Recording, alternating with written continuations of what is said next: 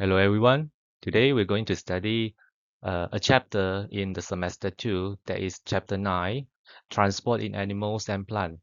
So this particular topic is divided into two parts. Part 1 is about animals, the part 2 is about plant.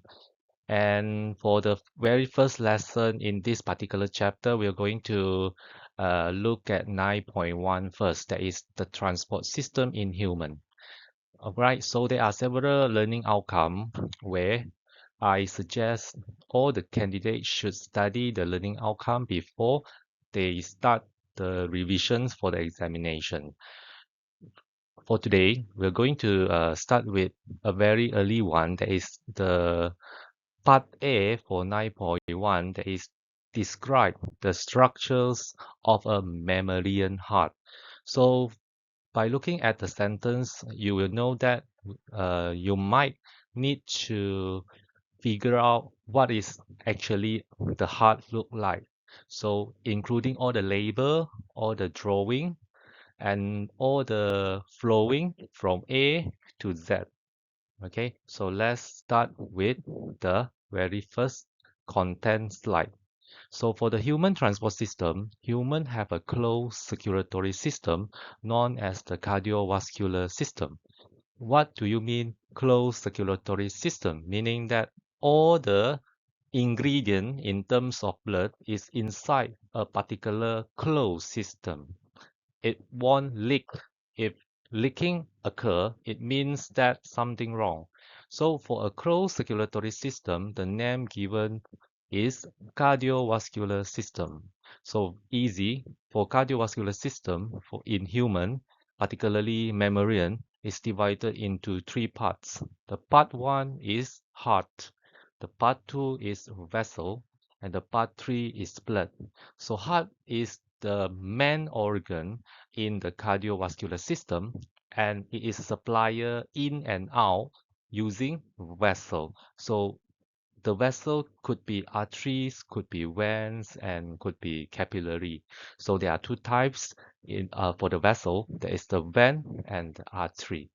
So for vein, the color using here is the blue one. It carries the blood to the heart. Okay, remember, to the heart. And then for the artery, the red one, it will carry the blood away from the heart. So one in, one out, particularly. Okay, so what is the things that inside the vessel? That is the blood. The blood is the one that carry the oxygen and then the CO2. Okay, in a closed circulatory system known as cardiovascular system. All right. So next, okay. So this is an overall cardiovascular system in the human. Okay, there are two distinct circulation. The first one is the pulmonary circulation. The second one is the systemic circulation. So the pulmonary circulation is easy, just to carry the deoxygenated blood to where? To the lung. Because you do not have oxygen, then you must go to the lung to get the oxygen.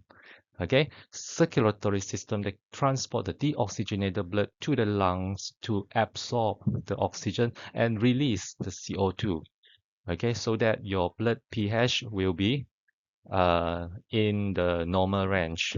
The oxygenated blood then flows back to the heart. That is called pulmonary circulation. Okay, go to the lung, release the CO2, take in oxygen, and then go back to the heart. That is the pulmonary circulation. Another circulation is called systemic circulation. So systemic circulation simply supply the oxygenated blood to the organs and tissue throughout the body and carry the deoxygenated blood away from it to back to the heart. Okay, so in contrast to pulmonary circulation, the systemic circulation, they carry the oxygenated blood to the organs and tissue throughout the whole body and carry the deoxygenated blood away back to the heart. Okay, so that is systemic circulation. Pulmonary circulation is going to the lung and then back to the heart, and the systemic circulation is going to the going to the tissue and then back to the heart. Okay, so there are some differences between these two circulation. I hope you can study the diagram. Then you will see the pulmonary circulation carry the deoxygenated blood, which is labeled in blue color, and then the systemic circulation carry the oxygenated blood labeled in the red color. Okay, so you can see there are two parts in the cardiovascular system. Next. Okay, so as we mentioned before, the cardiovascular system is divided into heart, blood, and the vessel. So heart is simply the organ that pumps the blood to the lungs, and all the parts of the body consist of four chambers, and the blood is the circulatory fluids, and the blood vessel is the tube in which the blood flow. Okay, so this is the main things that you must include when you try to explain the cardiovascular system, particularly in a mammalian situations. Okay, so this one is the diagram of the human heart or the mammalian heart. Okay, so you can see there are two different color, the blue one and the red one. The blue one, the oxygenated blood, and then the red one is the oxygenated blood. So in order to have further explanations in the next topic, you must memorize all the label, because during explanation for the mechanism of the heartbeat, we just mentioned the the parts. Then you should know where is actually that part located at in the heart. Okay, so for example, pulmonary artery, where is it? The aorta, where is it? You must know. Okay, so right atrium, left atrium, and then you have valve, semilunar valve. Okay, you have AV valve, atrioventricular valve. Okay, so you have ventricles. Okay, simple only. Okay, so first thing is you must remember all the labels so that you can use it when you want to explain in mechanism. All right, so we have two atria, the left atrium and the right atrium, and we have two ventricle, the left ventricle and the right ventricle. So you must remember which carry oxygenated blood and which carry deoxygenated blood. So the parts that carry the oxygenated blood is being labeled as the red one, that is the left atrium and the left ventricle. The right one receive, and then another ventricle, they pump the oxygenated blood to the lungs through the pulmonary artery. Okay, so overall, the atria, the function is to pump blood to the ventricle. The ventricle pump blood to the lung or to the whole body. Depends it using the left one or the right one. Okay, so for the atrial wall is thinner than the ventricular wall because the ventricle have they need to deal with a higher pressure. That's why the ventricle have thicker wall compared to the atria, and the left ventricle wall is thicker than the right ventricle. Okay, as compared to the left and the right, if you want to compare particularly ventricle. So if you want to compare the ventricle and atria, is of course the ventricle is thicker than the atria overall. But you want to compare the left and the right, for sure the left one is thicker than the right ventricle. Okay. So the left ventricle has even thicker muscular wall than the right ventricle. Why? Because the left ventricles needs a more powerful contraction to pump the blood to all the body apart from the lung.